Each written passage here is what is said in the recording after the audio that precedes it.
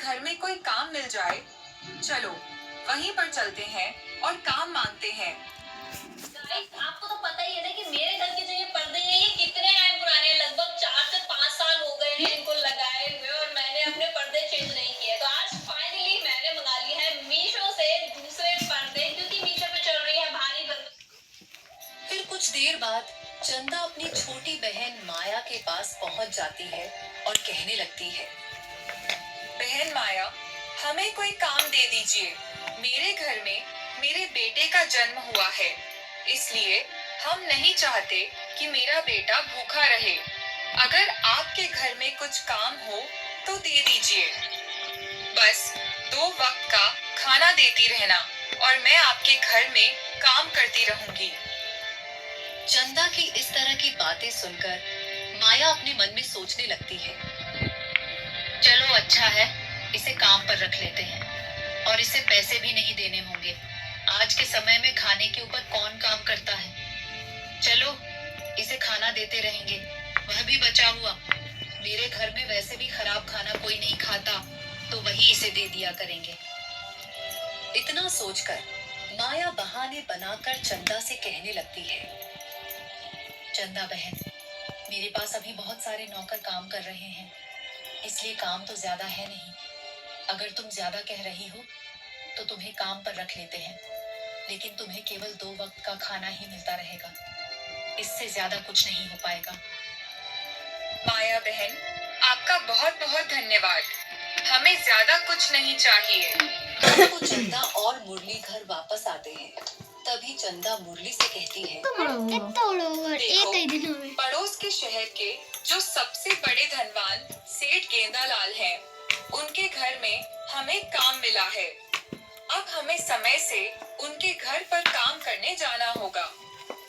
ठीक है, अब हम भी जंगल से जल्दी लकड़ियां काट कर लाया करेंगे ताकि हमारा बेटा भूखा न सोए। और तुम चिंता मत करो, भाग्यवान, सब कुछ जल्द ही ठीक हो जाएगा। जैसे ही अगली सुबह हुई, वैसे ही चंदा काम पर जाने के लिए तैयार। तुम बाहर मत निकलना, हम शाम तक वापस आ जाएंगे और तुम्हारे लिए अच्छा अच्छा खाना लेकर आएंगे। जी मम्मी, हम कहीं भी नहीं जाएंगे, आप जल्दी आना। इसीलिए बेसन मटर को है। हाँ, बेसन की मटर मिक्स है उसमें। चना को नहीं और है उसका उसका। बेटा अपनी माँ की चना का रहता तरफ फटता ही बाहर नहीं, खड़ा चिपकता हुआ बस। देखता रहता है। अच्छा बहन, तुम आ गई हो, चलो जल्दी जल्दी सारा काम करो, और हाँ, जल्दी बर्तन धोकर इसके बाद मेरे लिए अच्छी अच्छी कचौड़ी बना दो। आज कचौड़ी खाने का बड़ा मन चल रहा है। जी बहन, मैं अभी बना देती हूँ। इतना कहकर अब तो सारा बेसन मार रहा, वो ठिकाने तो लगा नहीं है। इसके बाद घर में झाड़ू पोछा करती है। वे अकेले बेसन की पपड़ियाँ कौन कचौड़ी बेलेंगे? बनाने लगती है। तो हम मिक्स वाली कर दे रहे हैं इसमें। कचौड़ी बनाकर तैयार कर देती है। अरे बहन माया, कचौड़ी बनकर तैयार हो गई है, आप आकर खा लीजिए। अरे बहन, आपने तो बहुत अच्छी अच्छी कचौड़ी बनाई है, आज तो कचौड़ी खाकर मजा ही आ जाएगा। फिर माया कचौड़ी खाने लगती है और कचौड़ी खाने के बाद एक तो और बच माया गया ना, की बहन उसको भी तो चंदा बेलना से है। वो हम कछु ना कछु बना दे। मिले, इतने दिनों से हमें अच्छा भोजन खाने को नहीं मिला था।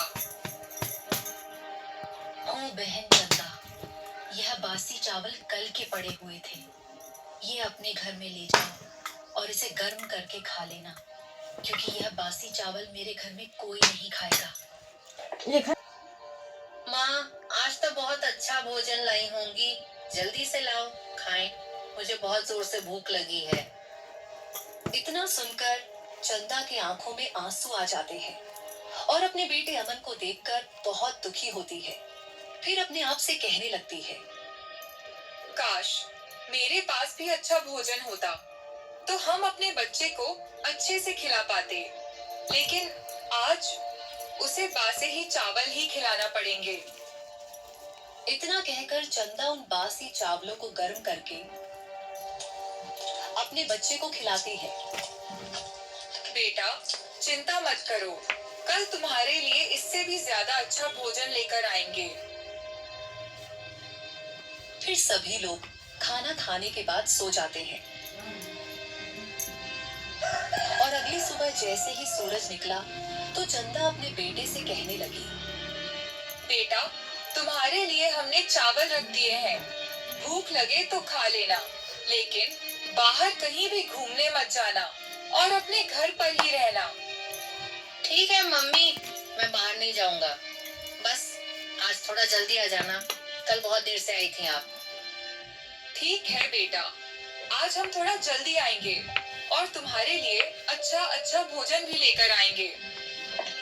इतना कहकर चंदा काम पर चली जाती है और थोड़ी देर बाद माया के घर आ जाती है। तभी माया चंदा से कहती है, आज खीर खाने का बहुत मन चल रहा है। ऐसा करो, तुम झाड़ू पोछा करने के बाद हम लोगों के लिए अच्छी खीर बना दो, क्योंकि खीर खाने का आज मेरा बहुत मन चल रहा है।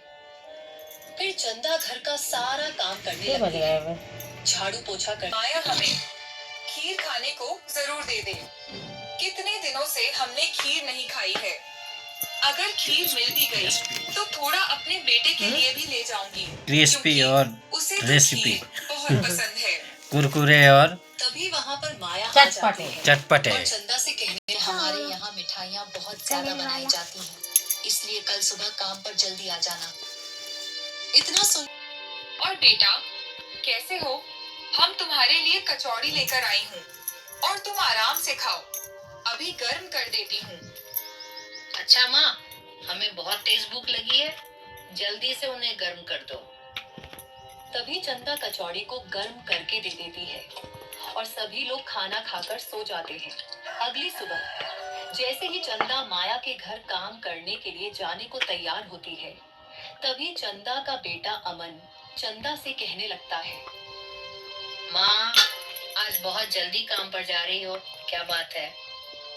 बेटा, आज दीपावली का त्योहार है, इसीलिए हमें जल्दी जाना है, क्योंकि वहाँ पर बहुत सारी मिठाइयाँ बनाई जाएंगी। तो माँ, हमारे लिए भी मिठाइयाँ लेकर आना, हमें भी खाना है, क्योंकि बहुत दिनों से हमें कोई भी मिठाई खाने को नहीं मिली है। ठीक है बेटा, आज तो जरूर ही मिठाई मिलेगी, क्योंकि आज दीपावली का त्योहार है। इस घर का सारा काम जल्दी जल्दी करो, आज दीपावली का त्योहार है। सारे बर्तन धो दो और बाहर भी झाड़ू लगा देना और उसके देख रहे? बाद मिठाई का सारा तो मेला को काम सपोर्ट करती है। होगा तो नहीं मिल जा बाहर रही भी है। और झाड़ू क्या? पोछा करती है और सारे बर्तन धोती है। घर का और भी सामान, उसकी भी सफाई करती है। फिर दीपावली की सारी मिठाइयाँ बनाने लगती है। कुछ समय बाद बहुत अच्छी अच्छी मिठाइयाँ बनाकर तैयार कर देती है। तभी रसोई में माया आ जाती है। वाह बहन, तुमने तो कमाल कर दिया। तुम तो बहुत अच्छी अच्छी मिठाइयाँ बना लेती हो। इन मिठाइयों में तो बहुत ही अच्छी अच्छी खुशबू आ रही है। ऐसा करो, जल्दी से सबके लिए मिठाई और खाना एक साथ लगा दो, हमसे अब रुका नहीं जा रहा है। इतना सुनकर चंदा सबके लिए खाना और मिठाइयाँ लगाती है। फिर सभी लोग खाना खाने लगते हैं। थोड़ी ना होता है, आखिर उसे नहीं है कि हम खुद दीपावली मना सकें। इसलिए हो सकता है मेरी बहन ने मुझ पर दया करके मेरे लिए मिठाइयाँ लेने गई हो। तभी माया पोटली में कुछ बांध कर लाती है और अपनी बहन चंदा को दे देती है और कहती है, बहन, इसमें कल की बासी खीर है और बहुत ही मीठी है। इसे अपने बच्चे को खिला देना, क्योंकि मेरे घर में बासी खीर कोई भी नहीं खाता। वैसे भी आज त्योहार है, तो तुम्हारे लिए मीठा भी हो जाएगा। इतना सुनते ही चंदा के चेहरे पर हल्की मुस्कान आ जाती है और वो भावुक होकर माया से कहती है, अरे, यह माया तो बहुत ही पत्थर दिल की है। इसके अंदर इंसानियत नाम की कोई चीज नहीं है। अरे, आज तो दीपावली का त्योहार है, कम से कम थोड़ी मिठाई ही दे देती, जिससे मेरा त्योहार अच्छे से हो जाता। भला हमें कल की बासी हुई खीर दी है, अब इससे कुछ कह भी नहीं सकते। अगर कुछ कहा तो मुझे यह काम से भी निकाल देगी। इसीलिए चंदा अपनी बहन से कुछ नहीं कहती और चुपचाप वह खीर लेकर अपने घर आ जाती है। माँ, मुझे बहुत जोर से भूख लगी है। अपने बेटे अमन की बात सुनकर आंखों में आंसू आ जाते हैं और चंदा फट गए? अपने मन में सोचने लगती है